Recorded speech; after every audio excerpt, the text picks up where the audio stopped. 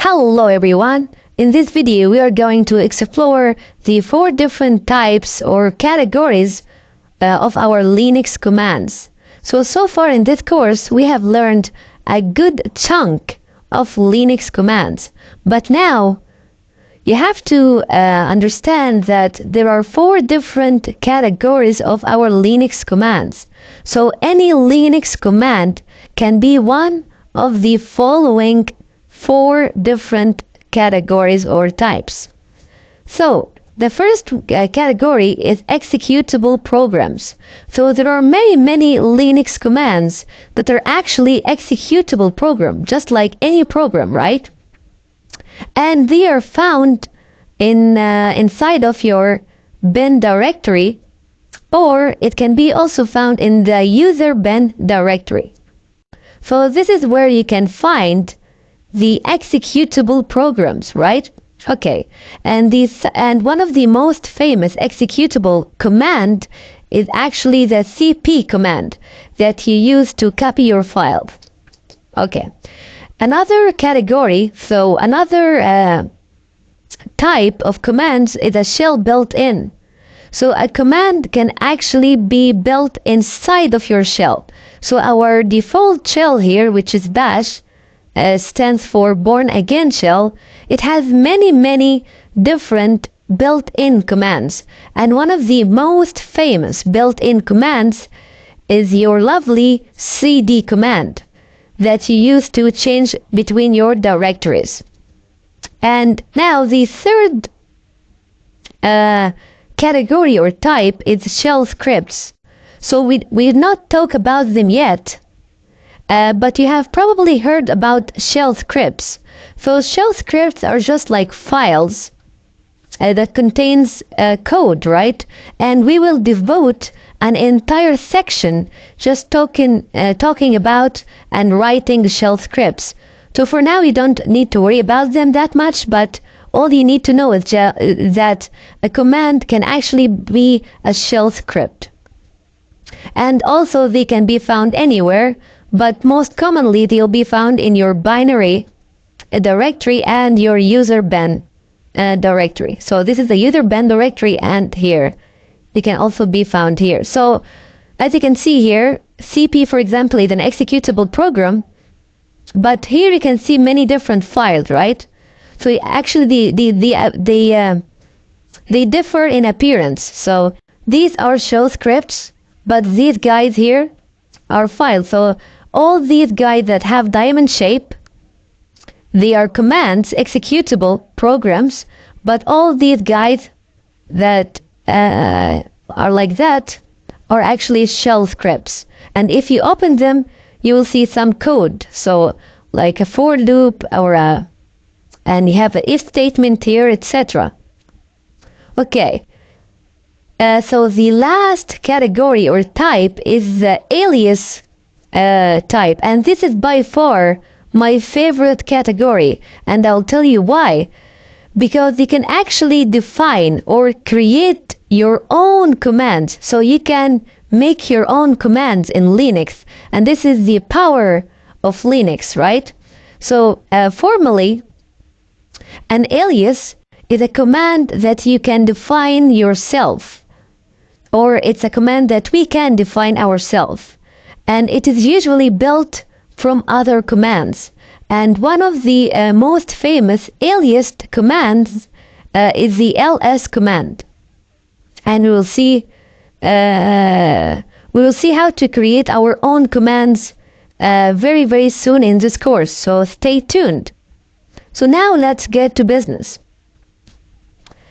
So now what if you want, so given a command, how would you identify the command type? So now you know that there are 4 different types or categories, right? How would you know which command is of what type? It is very simple. You can use the type command. So if you set type here, and then you specify your command name, and then you execute, you can know your command type. But there is one thing that you need to be careful with, and I'll tell you now. And I'll tell you like just 1 minute from now. But for now, you can use, for example, type cd, and it will tell you that cd is a shell built-in command. You can even say type ls, and it will tell you that ls is actually aliased, so it is built from another command which happens to be ls itself, but with another option. So dash dash color equal auto. This actually means that it makes the ls appearance colorful, you know. So if you go to desktop, if you go to your root directory and you type ls, as you can see, we have different colors here. This is why, this is because ls itself is aliased to this option, which is color. So it makes it's easy for users to see different colors and different files, and this is why ls is aliased to the color option of the ls. Anyway, let's go back to our desktop. So now you know that cd is a shell built-in command, and you know that ls is an and you know that ls is an alias command. Awesome. So now we have two remaining categories, right? The executable programs and the shell scripts. So now, if you said type and then cp, it will output the path or the absolute path of the cp. So it will tell you cp is /bin or /cp. So basically it outputs the absolute path of your command here. However, now for example, bzdef is a shell script, right? So if you said type bzdef, it will do the same thing. So it will output the absolute path of your bzdef shell script. So here's a problem. Although cp is an executable program and bzdef is a shell script, so as you can see here, cp is an executable program and bzdef is a shell script, and so as you can see, here's a diamond shape and here's a file, right? This is a program and this is a file or a shell script. However, if you use the type command, they will basically just output the absolute path for both of these categories. So the problem with type command is that it cannot really differentiate between an executable program and a shell script. However, we can overcome this problem by using another command that we have learned before. And you have probably guessed it right now. Yes, it is the file command.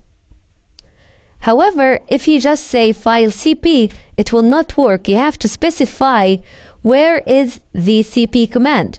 So if you said file /bin /cp, now it will tell you that cp is executable, as you can see, command.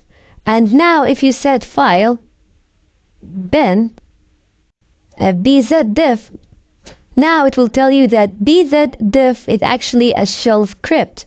So you can finally differentiate or distinguish between the cp command, which is actually an executable program, and the bzdef command with bzdef, which is a shell script. Awesome.